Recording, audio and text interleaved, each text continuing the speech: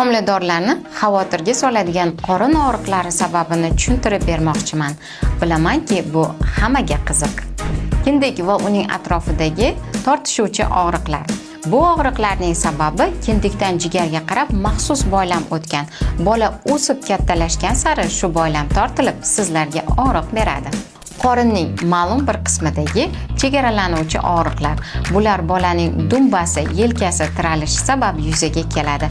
Bu holatda bolani sekingina turtsangiz, u o'z holatini o'zgartirgach, og'riqlar ham o'tib ketadi. Keyingisi qorinning qattiq bo'lib taranglashib qolishi. Bu holat homilador ayol yurganida, yotganida, o'girilganida yoki o'rnidan turganida kuzatiladi. Bunday vaziyatda siz chuqur nafas olib, iliq suv ichib qorningizni silasangiz, ishoning, tezda o'tib ketadi. Qorinning yuqori qismida uchrovchi og'riqlar, bular bolaning boshi, dumbasi tiqilganida kuzatiladi. Ayniqsa bolasi yirik homiladorlarda.